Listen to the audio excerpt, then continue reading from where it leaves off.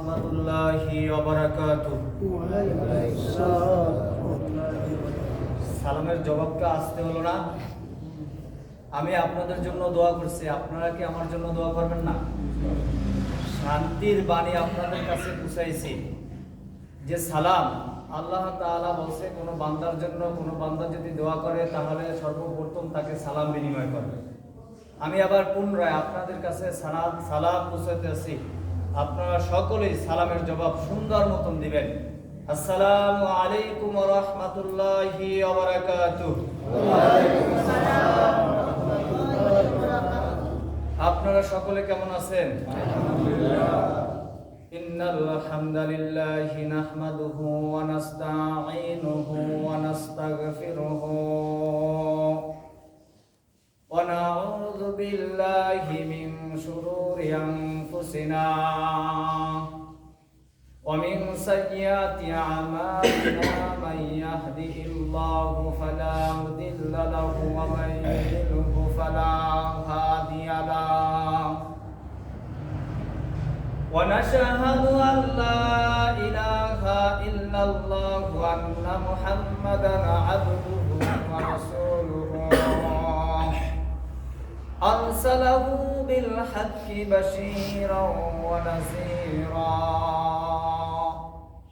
وداعيا إلى الله بإذنه وسراجا منيرا. أما بعد فقد قال الله تعالى في كلامه المجيد والفرقانه الحميد. সকলে জবান খুলে পড়বেন।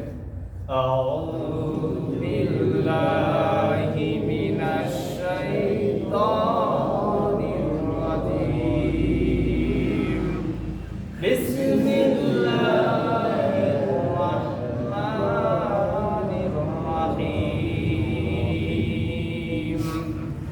تبارك الذي بيده الملك وهو على كل شيء قدير الذي خلق الموت والحياة ليبلوكم أيكم أحسن عملا وهو العزيز الغفور. صدقت يا رب العالمين. أو قال النبي صلى الله عليه وسلم أخسر الذكر حاذم اللذات الموت. أو قال الله تعالى إن الله وملائكته يصلون على النبي يا أيها الذين آمنوا صلوا عليه وسلموا تسليما. اللهم صل على سيدنا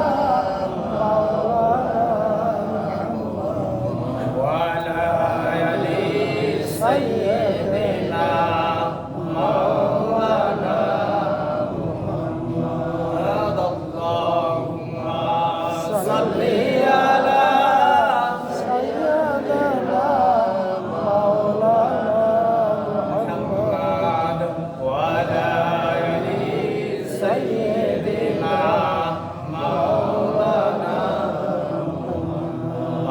বাংলাদেশের পশ্চিম কোণে মদিনার ওই ময়দানে শুয়ে আছেন আল্লাহর দোস্ত রহমাতাল লিল আলামিন।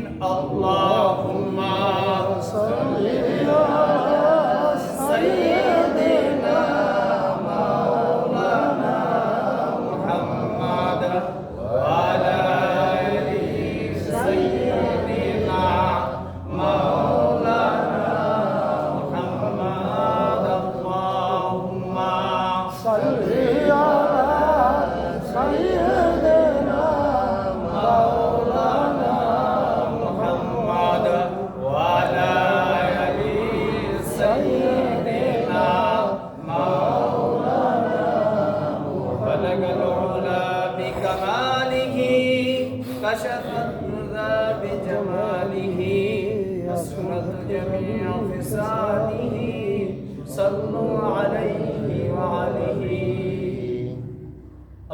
আলহামদুলিল্লাহ। সম্মানিত বামরাইল বন্দরের জামে মসজিদের মুসাল্লাই কিরাম, মহান রব্বুল আলামিনের কাছে হাজারো কোটি শুকরিয়া জ্ঞাপন করি যে আল্লাহ পাক রব্বুল আলামিন আমাদের কতিপয় গুনাহগার বান্দাদেরকে আল্লাহ তাআলা তার মসজিদ, তার ঘর, এই ঘরের ভিতর পবিত্র জুমার দিনে আল্লাহ পাক রব্বুল আলামিন আমাদেরকে কবুল করেন। তাম দুনিয়ার ভিতর বিভিন্ন মানুষ রয়েছে, তার ভিতর থেকে আল্লাহ তাআলা আপনাকে আমাকে যাচাই বাছাই করে আল্লাহ তাআলা পছন্দ করে যে আল্লাহ তাআলার ঘরে আসার এবং বসার তৌফিক দিয়েছেন। সেজন্য কি মহান রব্বুল আলামিনের কাছে প্রাণ মন উজাড় করে একবার শুকরিয়া জ্ঞাপন করতে পারি। সকলে বলে আলহামদুলিল্লাহ, আলহামদুলিল্লাহ। সম্মানিত হাজিরিন, আমরা প্রশংসা করলাম কার? আল্লাহ। জিজ্ঞাসা মেরে বলেন, প্রশংসা করলাম কার? আল্লাহ। খুশি হয়েছেন কে? আল্লাহ। কিন্তু একটি লোক, একটি ব্যক্তি, তিনি কিন্তু আমাদের প্রতি বেজার হয়ে গেছেন। সেই ব্যক্তিটি কি? ইবলিস। যে আজাজিল ফেরেশতা, যার নাম ছিল, সেই আজাজিল থেকে এখন ইবলিস, ওই ইবলিস কিন্তু আমাদের প্রতি অসন্তুষ্ট হয়ে গেছে।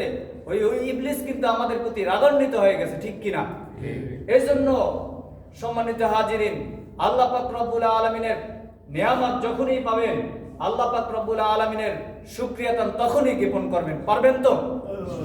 সম্মানিত হাজিরিন, আজকে পবিত্র জুমার দিন, শাবান মাসের একদম শেষ আরেকটি জুমা আমরা পাবো, তারপরে আমাদের রমজান মাস চলে আসতেছে, ঠিক কিনা?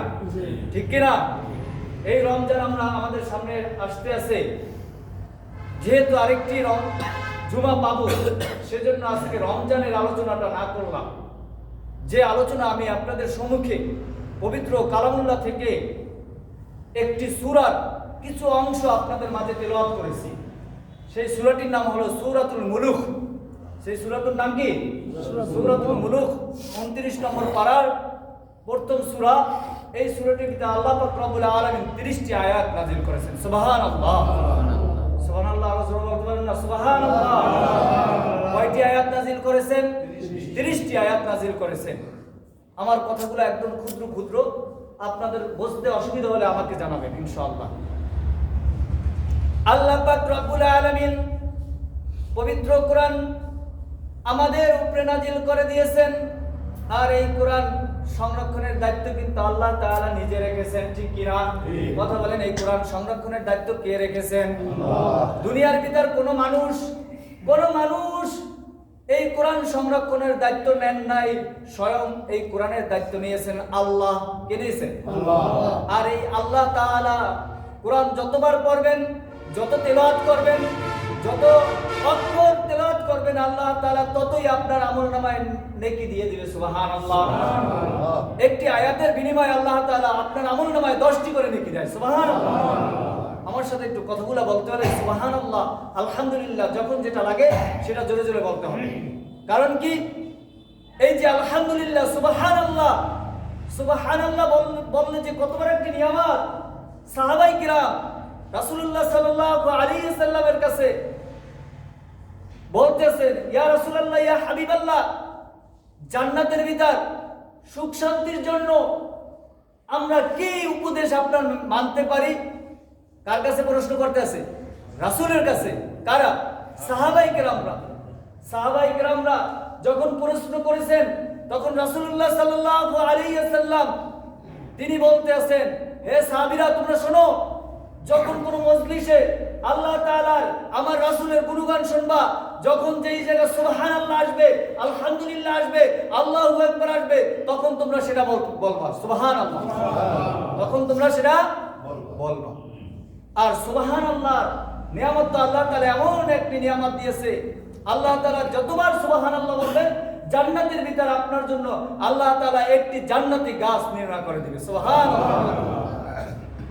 সাহাবায়ে কিরাম রাসূলুল্লাহ সাল্লাল্লাহু আলাইহি ওয়াসাল্লামের কাছে প্রশ্ন করতেছি, ইয়া রাসূলুল্লাহ, ইয়া হাবিবাল্লাহ, আপনি তো বললেন সুবহানাল্লাহ বললে আল্লাহ তাআলা জান্নাতের ভিতরে এমন একটি গাছ নির্মাণ করে দিবেন, ওই গাছের ফল আমরা সকলেই ভক্ষণ করব, তারপর ওই গাছের ফল কোনো ক্রমেই শেষ হবে না। এবং কি ওই গাছের বর্ণনা এমন একটি বর্ণনা দিয়েছে যেমন জান্নাতের তেজস্ব একটি ঘোড়া দেবে, ওই ঘোড়াটি 70টি বছর ঘুরেও ওই গাছের ছায়া ঘুরে আসতে পারবে না।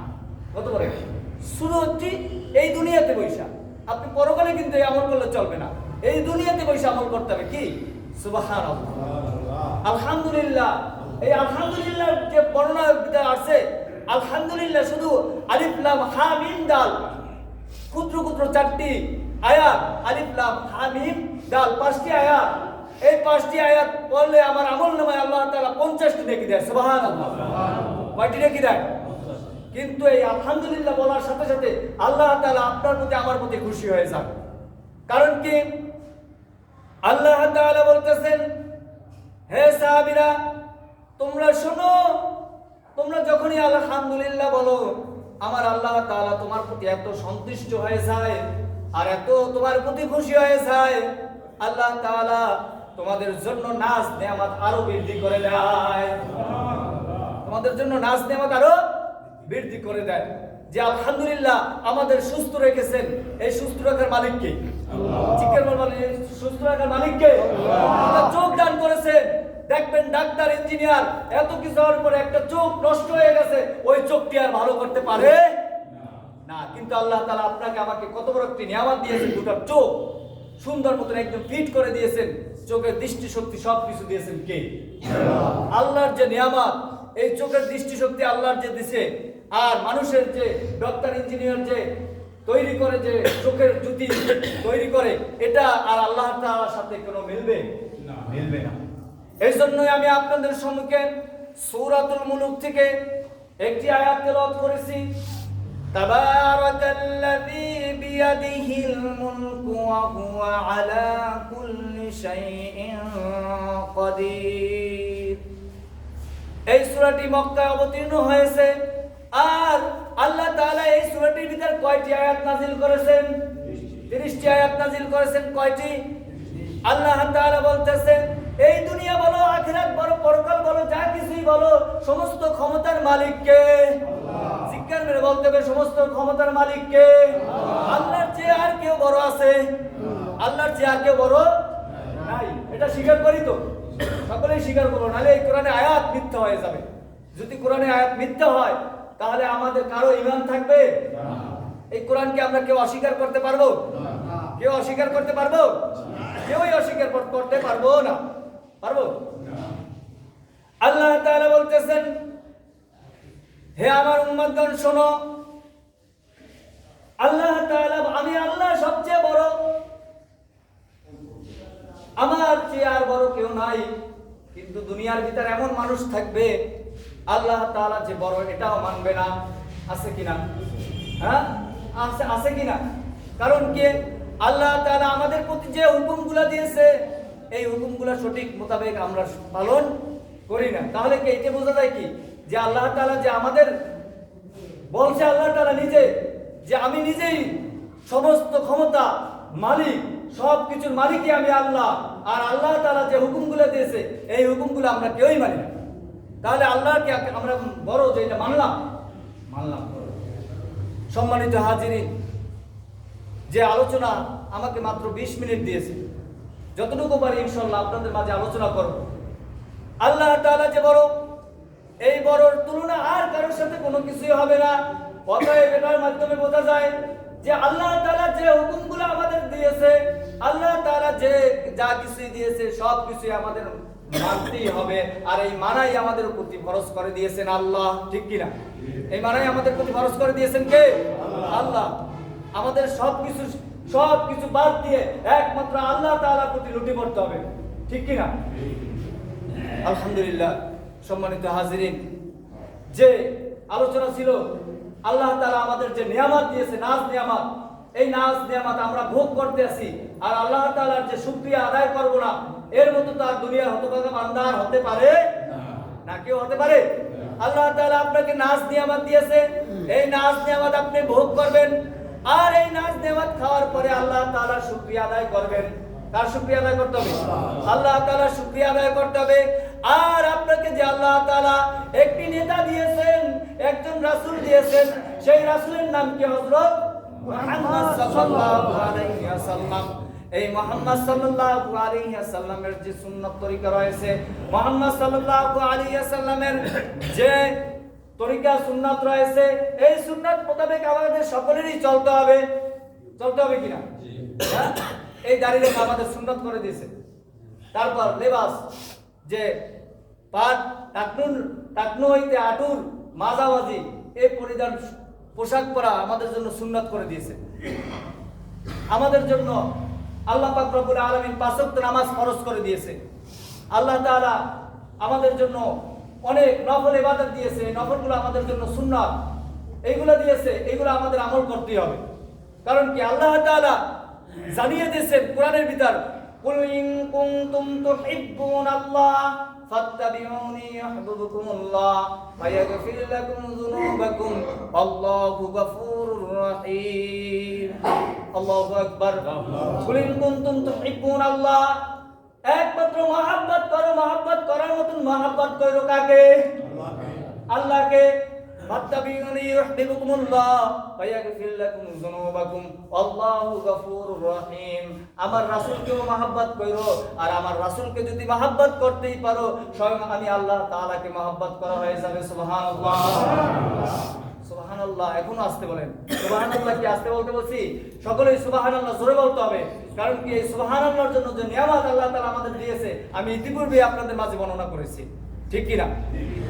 সম্মানিত হাজিরিন, যে রাসূলুল্লাহ সাল্লাল্লাহু আলাইহি ওয়াসাল্লাম আমাদের জন্য একদম 63 বছর কষ্ট করে গিয়েছেন, তার শিশুকাল থেকে শৈশবকাল এবং কি যুবককাল, তার বৃদ্ধকাল, সবকিছু ইসলামের জন্য তিনি বিনষ্ট করে দিয়েছেন। কিসের জন্য? ইসলামের জন্য বিনষ্ট করে দিয়েছে। তার ভিতর নবুয়ত প্রাপ্ত 23 বছরে, 23 বছরের অনেক গুরুত্বপূর্ণ কথা রয়েছে, রয়েছে কিনা? এই 23টি বছরে কাফের, বেদুইন, নাসার অনেকে আল্লাহ রাসূলকে জ্বালাইছে, অনেকে আল্লাহ রাসূলকে কটূক্তি করেছেন কিনা? তারপরেও এর ভিতর থেকে যে ঈমানদাররা আল্লাহ রাসূলকে মহব্বত করছে, তারাই প্রকৃত মুত্তাকিন হতে পারছে কিনা? প্রকৃত মুসলমান হতে পারছে কারা? যারা আল্লাহ রাসূলকে বিরক্ত করেছে, জ্বালাইছে, নির্যাতন করেছে, অত্যাচার করেছে, তার ভিতর থেকেও যে আল্লাহ রাসূলকে মহব্বত করেছে, তারাই প্রকৃত মুত্তাকিন হতে পারছে, তারাই ঈমানদার হতে পারছে কিনা? এখনো দুনিয়ার ভিতরে এমন মানুষ থাকবে যে মানুষগুলা আল্লাহ রাসূলকে নিয়ে কটূক্তি করবে, কিন্তু এই কপালপোড়া মুসলমান এখনো দুনিয়ার ভিতরে রয়েছে। এই কপালপোড়া মুসলমান আল্লাহ রাসূলকে কটূক্তি করে, তারপর প্রতিবাদ করে না, ইমানে একটু তিল পরিমাণ সাড়া দেয় না, এরকম মুসলমান আছে কিনা? কথা বলেন, আছে কিনা? কিন্তু আমাদের মতন মুসলমান যে একমাত্র হৃদয় স্পন্দ থাকবে আল্লাহ রাসূল আর আল্লাহ তাআলা, তারপর আমাদের মা বাপ। কিন্তু দেখবেন আল্লাহ রাসূলের চেয়েও, আল্লাহ তাআলার চেয়েও আমার মা বাবাকে আমরা মহব্বত বেশি করি কিনা? আল্লাহ রাসূলুল্লাহ সাল্লাল্লাহু আলাইহি ওয়াসাল্লাম বলেন, হে সাহাবীরা, তোমরা শোনো, তোমার মা যদি বিদয়ী নয়, তুমি যদি ঈমানদার হও, তোমার মার কাছ থেকে ইসলামের জন্য তুমি ছুটে আসতে পারবা।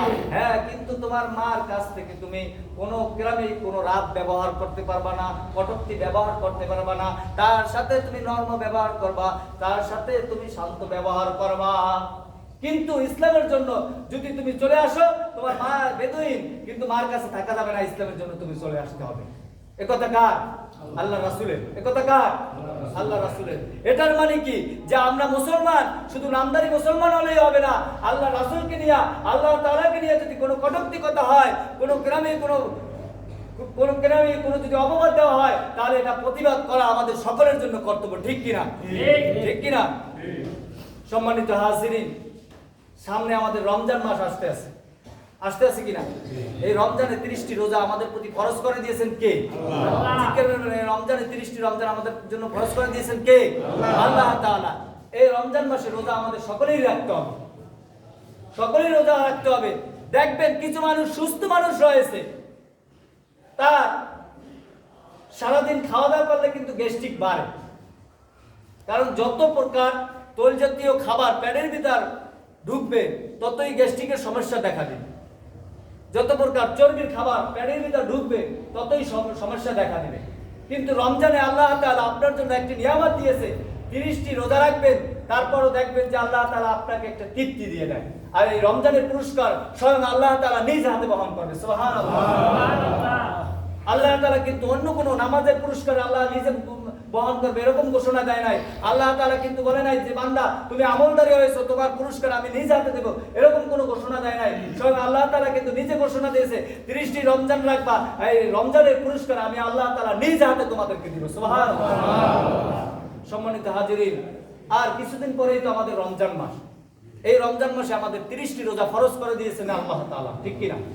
এই রমজান মাসে আমরা 30টি রোজা রাখবো তো ইনশাআল্লাহ, সবাই রাখবো তো ইনশাআল্লাহ। আর বিশেষ করে এই শাবান মাস এখন চলতে আছে, শাবান মাসে আমাদের আমল বাড়াই দিতে হবে। কারণ কি এখনই তো আমাদের রমজানের প্রস্তুতি, জি এখনই কি আমাদের রমজানের প্রস্তুতি। এখন যদি আমরা রমজানের প্রস্তুতি নিতে পারি তাহলে আমাদের রমজানে আর কষ্ট হবে না। কারণ রাসূলুল্লাহ সাল্লাল্লাহু আলাইহি ওয়াসাল্লাম সুন্নাত মোতাবেক অনেকেই রোজা রাখতো, সোমবার রোজা রাখতো, শুক্রবার রোজা রাখতো। আল্লাহ রাসূলুল্লাহ সাল্লাল্লাহু আলাইহি ওয়াসাল্লাম এভাবে রোজা রাখতো, শাবান মাসে রোজা রাখতো। শাবান মাস আল্লাহ রাসূল যে হাদিসে বিদা আছে অসংখ্য, মানে আল্লাহ রাসূল বেশিরভাগই শাবান মাসে সম্পূর্ণ মাসে রোজা রাখতো। সুবহানাল্লাহ। কারণ এটা রমজানের জন্য প্রস্তুতি, এটা রমজানের জন্য কি প্রস্তুতি। যে আমাদের রমজান মাস আসতে আছে, আমি বিশেষভাবে আপনাদেরকে বলবো এই রমজান মাস আমাদের একটা বন্দর। এই বন্দরের ভিতর কিছু দোকানপাট খোলা থাকবে, দেখবেন কিছু হোটেল রেস্তোরাঁ খোলা থাকবে। আমি বিনীতভাবে আপনাদেরকে অনুরোধ করব যে এই রমজান মাসে রমজানের রক্ষা করার জন্য আমাদের মুসলমান, আমরা সকলেই মুসলমান না, আমাদের সকলের কর্তব্য হলো রমজানের হোটেল রেস্তোরাঁ এবং কি দোকানপাট সবকিছু বন্ধ থাকবে, থাকবে তো? যে চার দোকানগুলো রয়েছে এবং কি হোটেল রেস্তোরাঁ রয়েছে, এইগুলা রমজান মাসের জন্য আমরা 1 মাস বন্ধ রাখি। আল্লাহ তাআলা হয়তোবা এই 1 মাসের বিনিময়ে আপনাকে পরের মাসে আল্লাহ তাআলা আরো বেশি পরিমাণে বেচা কিনা দিতে পারে, পারে কিনা? পারে কিনা? আমি যদি আল্লাহর জন্য হয়ে যাই, আল্লাহও কিন্তু আমার জন্য হয়ে যাবে, যাবে কিনা? যাবে কিনা? সম্মানিত হাজিরিন, এই জন্যই বলেছি যে রমজানে আমরা সকলেই রোজা রাখবো। আর বিশেষ করে যে রমজানের যে হকগুলো রয়েছে, এই হকগুলো আমরা সকলেই পরিপূর্ণ পালন করবো ইনশাআল্লাহ। আলহামদুলিল্লাহ, আমাকে 20 মিনিট সময় দেওয়া হয়েছিল, সময় একদম শেষ হয়ে গেছে। সম্মানিত হাজিরিন, আপনাদের সম্মুখে যতটুকু আলোচনা করলাম, এই আলোচনা ভিত্তিতে আমরা সকলেই জানি আমল করতে পারি। আল্লাহ পাক রব্বুল আলামিন আমাদের সবাইকে সে তৌফিক দান করুক, আমিন। এবং কি আল্লাহ তাআলার যে হুকুম 5 ওয়াক্ত নামাজ, আল্লাহ তাআলার যে হুকুম 30টি রোজা, আল্লাহ তাআলা আমাদের সবাইকে সেই 30টি রোজা এবং 5 ওয়াক্ত নামাজ সঠিক মোতাবেক আদায় করার তৌফিক দান করুক, আমিন। আলহামদুলিল্লাহি রাব্বিল আলামিন। আসসালামু আলাইকুম ওয়া রাহমাতুল্লাহি ওয়া বারাকাতুহু।